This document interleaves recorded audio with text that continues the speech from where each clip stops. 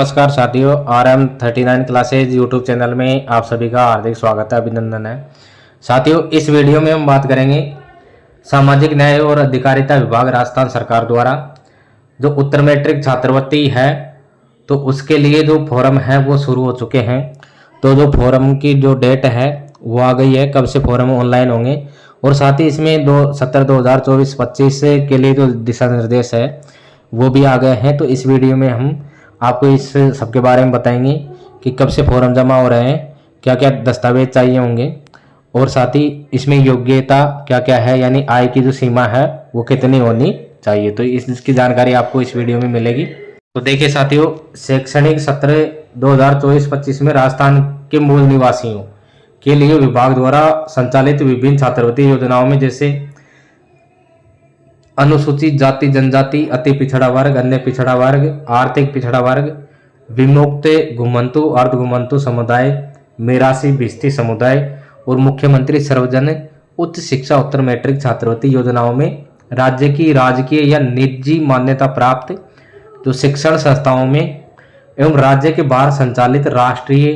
राजकीय स्तर की शिक्षण संस्थाओं के पाठ्यक्रमों में प्रवेशित अध्ययनरत कक्षा 11 व 12 के अतिरिक्त शिक्षण संस्थाओं के विद्यार्थियों से वेब पोर्टल www.sjmsnew.rajasthan.government.in/स्कॉलरशिप या फिर SSO portal scholarship SJE app अथवा मोबाइल ऐप SJED एप्लीकेशन के माध्यम से ऑनलाइन पेपरलेस छात्रवृत्ति आवेदन पत्र भरने के लिए जो डेट है वो जारी की जाती है।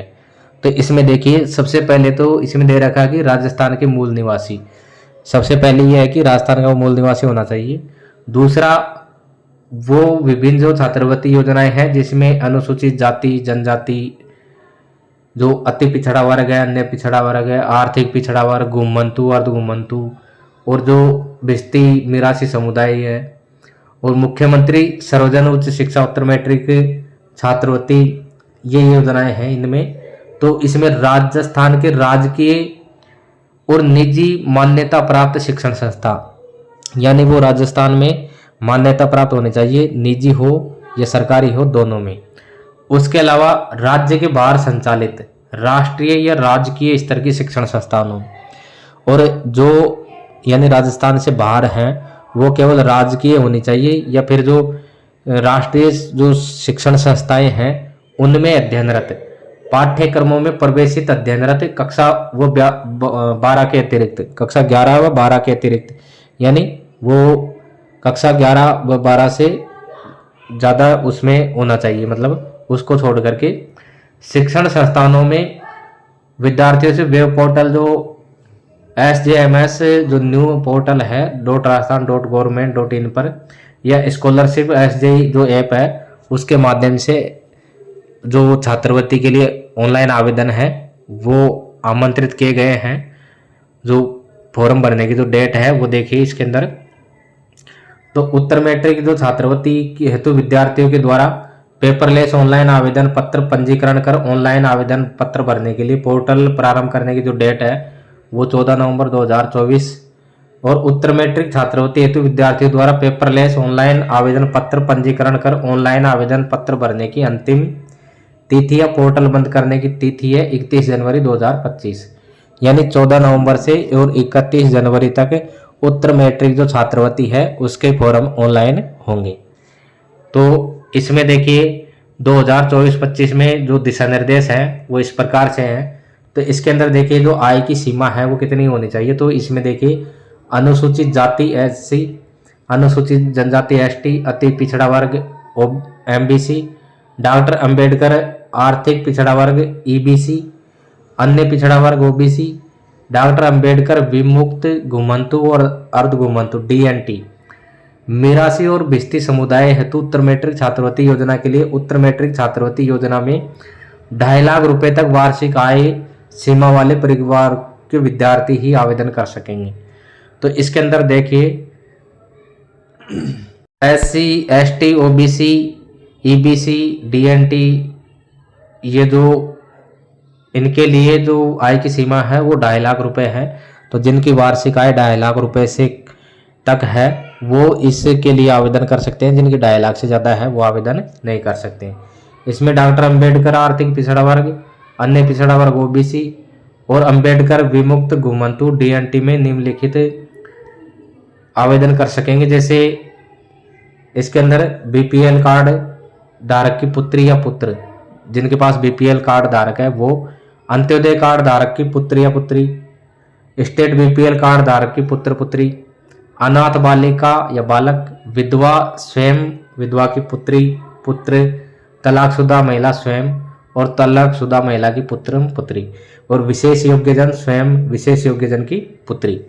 तो इसके अंदर देखिए एससी एसटी के अलावा जो इसके अंदर दे रखा है कि एससी एसटी में तो एससी एसटी ओबीसी इनके अंदर जो 2.5 लाख होना चाहिए, और सेकंड नंबर पे है डॉक्टर अंबेडकर आर्थिक पिछड़ा वर्ग है ईबीसी और अन्य पिछड़ा वर्ग ओबीसी, और डॉक्टर अंबेडकर विमुक्त घुमंतु अर्ध घुमंतु डीएनटी में जो है वो आवेदन कर सकेंगे। तो उनमें ये श्रेणियां होनी चाहिए। तो बीपीएल जिसके पास में है राशन कार्ड उसके पुत्र पुत्री कर सकेंगे, फिर अंत्योदय जो कार्ड धारक है उसके पुत्र पुत्री, स्टेट बीपीएल के जो कार्ड धारक की पुत्र या पुत्री कर सकेंगे, अनाथ बालक बालिका कर सकेंगे, विधवा कोई है तो स्वयं भी कर सकती है और विधवा की पुत्री भी कर सकती है, फिर उसके बाद में तलाकशुदा महिला स्वयं कर सकती है और उसके पुत्र या पुत्री भी कर सकते हैं। विशेष योग्यजन तो दिव्यांग है वो स्वयं और उनके जो पुत्र या पुत्री हैं वो कर सकते हैं। तो फिर मुख्यमंत्री सर्वजन उच्च शिक्षा उत्तर मैट्रिक छात्रवृत्ति योजना में 5 लाख रुपए से कम वार्षिक आय वाले सभी जाति के परिवारों के लिए राष्ट्रीय स्तर की शिक्षण संस्थानों में विभाग द्वारा सूचीबद्ध में अध्ययनरत विद्यार्थी ही आवेदन कर सकेंगे।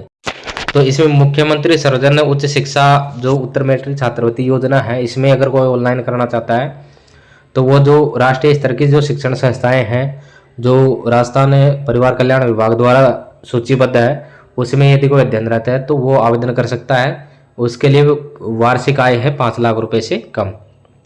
फिर इसके बाद में देखिए फ्रीशिप कार्ड, तो अनुसूचित जाति एससी, डॉक्टर अंबेडकर आर्थिक पिछड़ा वर्ग एबीसी, अन्य पिछड़ा वर्ग ओबीसी और डॉक्टर अंबेडकर विमुक्त घुमंतु और अर्ध घुमंतु यानी डीएनटी के लिए उत्तर मैट्रिक छात्रवृत्ति योजना अंतर्गत आवेदन करने के लिए विद्यार्थियों को संस्थान में प्रवेश के समय बिना अग्रिम शुल्क जमा करवाए प्रवेश लिए जाने हेतु उन विद्यार्थियों को छात्रवृत्ति सुनिश्चित हेतु फ्रीशिप कार्ड हेतु आवेदन किया जा सकता है। फ्रीशिप कार्ड को संबंधित शिक्षण संस्था द्वारा स्वीकार किए जाने पर विद्यार्थी का फ्रीशिप कार्ड छात्रवृत्ति के आवेदन के रूप में स्वतः परिवर्तित होकर संस्थान के स्तर पर प्रदर्शित होगा। तो देखिए इसके अंदर जो एससी और ईबीसी है, अन्य पिछड़ा वर्ग है ओबीसी और डीएनटी के लिए उत्तर मैट्रिक छात्रवृत्ति में जो आवेदन करने वाले विद्यार्थियों को संस्थान में प्रवेश के समय बिना अग्रिम शुल्क जमा करवाए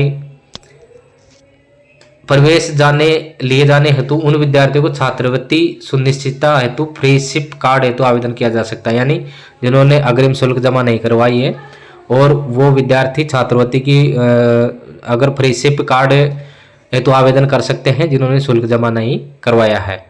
तो फ्रीशिप कार्ड को जो शिक्षण संस्थाएं हैं उनके द्वारा स्वीकार किया जाएगा और स्वीकार करने के बाद में वो छात्रवृत्ति के आवेदन के रूप में स्वतः परिवर्तित होकर के और शिक्षण संस्थान के स्तर पर वो प्रदर्शित होगा। तो आवेदन प्रक्रिया है, तो आवेदन प्रक्रिया इस प्रकार रहेगी। सभी विद्यार्थी आवेदन स्वयं पासवर्ड सर्जित कर अथवा ईमेल या साइबर कैफे शैक्षणिक संस्थान से आवेदन करने पर समस्त प्रविष्टियां स्वयं जांच लें। यदि कोई त्रुटि है तो आवेदन पत्र को सुधारने के उपरांत ही आवेदन पत्र ऑनलाइन फाइनल सबमिट करें और छात्र छात्रा मोबाइल नंबर और ईमेल आईडी स्वयं की ही दे। तो इसमें देखिए आप जो ऑनलाइन आवेदन है वो आप स्वयं भरें या फिर किसी ई मित्र या साइबर कैफे से आप भरवा सकते हैं या किसी शिक्षण संस्था से इसमें ऑनलाइन आवेदन आप कर सकते हैं। तो इसके अंदर जो दस्तावेज हैं वो आवेदन पत्र ऑनलाइन करते समय जो दस्तावेज हैं वो देखिए सभी दस्तावेज जनाधार राज ई वॉलेट डिजी लॉकर से ऑनलाइन ही लिए जाएंगे। अगर आपके पास में जनाधार है तो उससे लिए जाएंगे या फिर राज ई वॉलेट है उसमें आपको अपलोड करने होंगे या जो डिजी लॉकर है वहाँ से ऑनलाइन पोर्टल अपने आप ले लेगा। जैसे आय का विवरण है, मूल निवास है, जाति प्रमाण पत्र है और गत वर्ष की अंक तालिकाएं आदि। वांछित दस्तावेज ऑनलाइन उपलब्ध नहीं होने पर मूल दस्तावेज को रंगीन स्कैन कर पोर्टल पर यथास्थान अपलोड करना होगा। यदि आपके डिजी लॉकर में भी नहीं है दस्तावेज और राज वॉलेट पर भी नहीं है, जन आधार कार्ड में भी नहीं है, तो किसी भी जगह पे ऑनलाइन यदि ये नहीं है तो आपको जो मूल दस्तावेज है उसको रंगीन स्कैन करना होगा और पोर्टल पर जो आप ऑनलाइन करेंगे तो वहाँ पर जो स्थान है अपलोड करने का वहाँ पर आपको अपलोड करना होगा। तो अब इसमें अगला पॉइंट है कि विद्यार्थियों की आधारभूत सूचना और आय विवरण में परिवर्तन। तो इसमें देखिए नाम, जाति, लिंग, आयु, पिता का नाम, माता का नाम, धर्म, बैंक खाता संख्या, मोबाइल नंबर और आवेदक के परिवार की समस्त स्रोतों से आय का विवरण आदि जन आधार पोर्टल से ली जा रही है।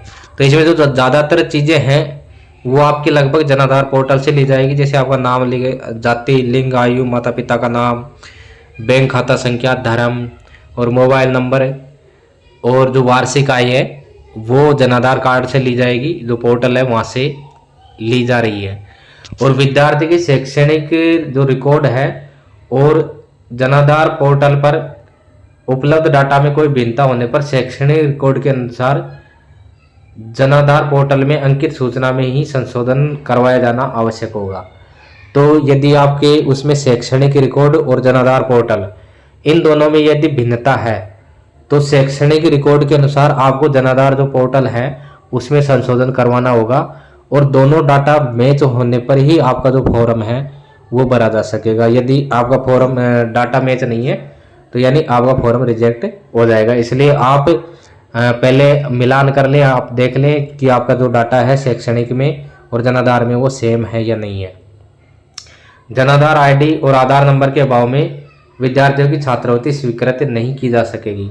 तो आपके पास महत्वपूर्ण एक तो जन आधार होना चाहिए और दूसरा आधार नंबर आपके पास में होना चाहिए, आपका नाम जन आधार कार्ड में होना चाहिए, तभी आपकी जो छात्रवृत्ति है वो स्वीकृत की जाएगी। अब अगला है बैंक खाते का विवरण। तो विद्यार्थी का बैंक खाता आधार से डेट होना चाहिए अनिवार्य। ये प्रक्रिया खाता आधार लिंक से भिन्न है। कृपया बैंक से संपर्क कर बैंक खाता आधार से डेट करवाएं। तो इसके अंदर देखिए एक तो होता है आधार से लिंक या फिर दूसरा होता है आधार सीडेड। तो आपको आधार सीडेड होना अनिवार्य है, केवाईसी पूर्ण होना चाहिए और ऑनलाइन ट्रांसफर के लिए कोई सीमा का निर्धारण न हो, खाता बंद न हो और बैंक खाता माइनर न हो। इन चीज़ों का आपको ध्यान रखना है कि आपके खाते बिल्कुल सही होने चाहिए, चालू होना चाहिए और आधार सीडेड होना चाहिए, आधार सीड होना चाहिए उसके अंदर और केवाईसी पूर्ण होनी चाहिए और ऑनलाइन ट्रांसफ़र के लिए उसमें सीमा का निर्धारण नहीं होना चाहिए। उसके बाद देखिए शुल्क संरचना है।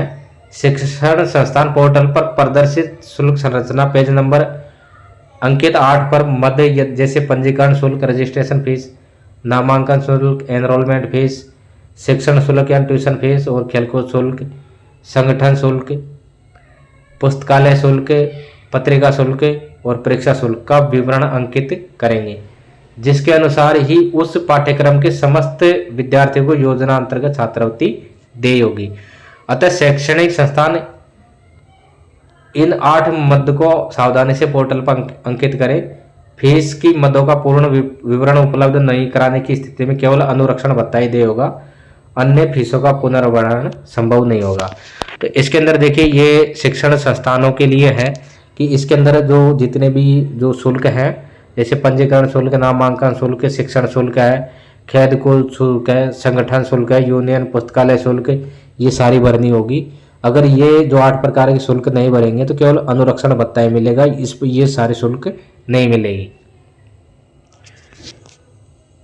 उसके बाद में देखिए आवेदन में केवल छात्रवृत्ति पोर्टल पर मान्यता प्राप्त शिक्षण संस्थान व उसके पाठ्यक्रम आवेदन हेतु प्रदर्शित होंगे।